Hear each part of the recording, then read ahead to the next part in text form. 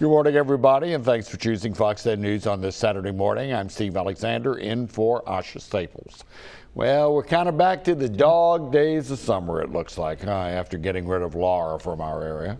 Yeah, we're looking at a quieter weather essentially because we're not dealing with the tropics, but we are going to be dealing with some showers and storms here throughout the day. And you can see it's pretty active out over the Gulf right now. That has nothing to do with anything tropical per se. It's just a flow out here, an upper level disturbance that's bringing some rain. You can see a big batch of it here just to our south. The good news for us is that the worst of it is going to head over towards the folks in Panama City. We got more of an off and on type of rain deal for us. If we look a little closer in, there are some showers right now along the coastline. You can see these moving around to where Alberta, and we have some around going over towards Josephine, also some over here around Gulf Breeze. These are all tracking from west to east, as they will do here throughout the day, tracking west to east. You'll see that here on the Futurecast. Once again, it's off and on for us, thankfully. We're not into any sort of all-day rain thing, but you can run into rain essentially at any point during the day because these things will be popping up, moving from west to east here as we go through our Saturday and really through our Sunday as well. Pretty much about the same deal.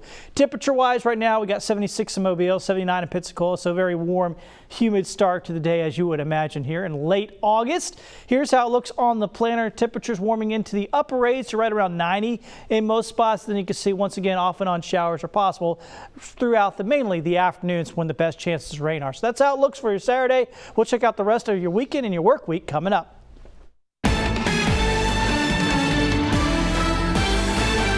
And we're following breaking news this morning. Chadwick Boseman has passed away. The actor who brought Black Panther to life has been battling colon cancer since 2016. A statement posted on his Twitter account says he died in his home with his family and wife by his side. Boseman had been filming fan favorite movies in between surgeries and chemotherapy. Films like Marshall, The Five Bloods, and Avengers Endgame. In the statement, it said the role of King T'Challa in Black Panther was the honor of his career. Boseman's breakout role was in 2013, though, playing Jackie Robinson in the movie 42. He died on Jackie Robinson Day, an MLB tradition honoring the first black player in the league. Boseman was just 43 years old. A gun battle with deputies in Escambia County, Florida ends with the capture of a wanted man, but not before an hours-long manhunt. Escambia County Sheriff's deputies say Tyler Edwards Brooks is the person who started shooting at them while they were serving a warrant. At least 4 deputies were involved in a gunfight with Brooks, they say, who then ran into a wooded area near Softly Pines Road and Matthews Junction. Several agencies were called in to help. They included SWAT teams, canines, and drones who were searching a very large area. This after about 2 hours. Authorities say one of the dogs did catch Brooks near the Bernito River. When he was captured, authorities say it was revealed that he had been struck 3 times during the gun battle. He was taken to the hospital. And we're learning more now about a shooting on Farnell Drive. 2 17-year-olds, police say, charged with assault in connection to a drive-by shooting. DeAntoine Carter and Carl Norwood are in Metro Jail. They're accused by police of shooting the victim on Monday along Farnell Drive. The victim says he was walking home from the store, police say, when someone pulled up beside him. The passenger, they say, sprayed him with bullets. The victim was rushed to the hospital, but we're told he is expected to recover.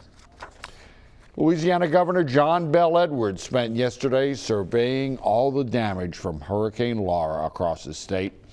The governor has asked for all categories of FEMA assistance for the 23 parishes directly in the path of Hurricane Laura. Louisiana is asking for both public and governmental assistance, as well as personal assistance for tens of thousands of residents. Yesterday morning, the power was still out for more than 543,000 people. More than 209,000 Louisiana residents lost access to running water, too, because of the storm damage. After inspecting the damage statewide, the governor says it's possible even more assistance may be needed. Police in Texas are investigating several deaths now linked to generator use and suspected carbon monoxide poisoning. In one incident, they say a man was using a generator in an enclosed garage. He was found inside the locked upstairs garage apartment with a generator out of fuel and no longer running. Now, this authorities say was the fourth suspected carbon monoxide poisoning in that area yesterday. 2 other incidents led to 3 people killed, 23 people hurt. People in the area have been using generators because of power outages.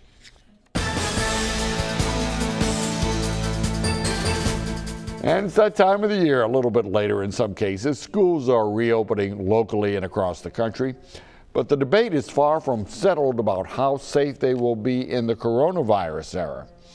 There are conflicting reports in countries where schools, or I should say counties, have opened or really never closed, but a consensus seems to be forming that the risks are lower with younger children and higher with teenagers. A study of 5,700 COVID-19 patients in South Korea found that kids younger than 10 spread the virus at half the rate of as adults. The transmission rate of children ages 10 to 19, however, did resemble that of adults. We don't see as much symptomatic infection in children. We do know that they can contribute to asymptomatic spread because, again, if they have infection and they are mildly ill, they may just, cough it up to a stomach ache or overheating or something like that and not recognize that it's actually a COVID-19 infection.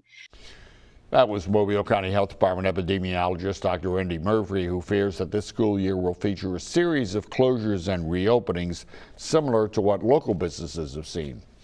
Dr. David Grems, who's the chairman of pediatrics at the University of South Alabama Medical School, says it's impossible to make a sound decision about whether schools are safe without evaluating the larger community.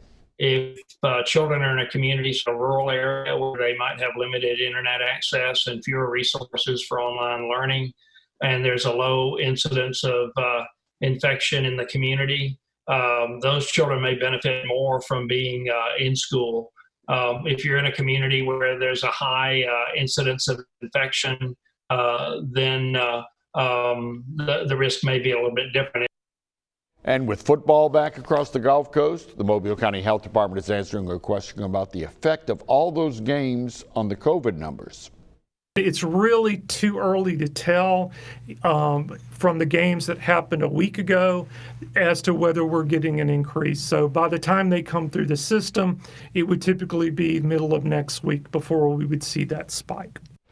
And just yesterday, Mobile County reported another 62 positive cases, 3 more deaths. The silver lining, though, Mobile and Baldwin counties are now in the low-risk category. It's highlighted there in the green, along with several others in the area.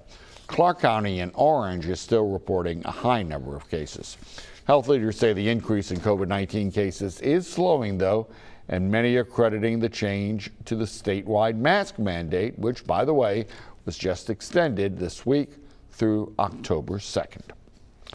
Well, about 54,000 Mobile County school children will be back in class next week, but they won't be back in the classrooms. Alabama's largest school system will start its delayed school year on Tuesday online. Workers at the school system's warehouse yesterday were loading up trucks with Chromebooks, laptops, and other electronic devices. This shipment was bound for Blunt High School.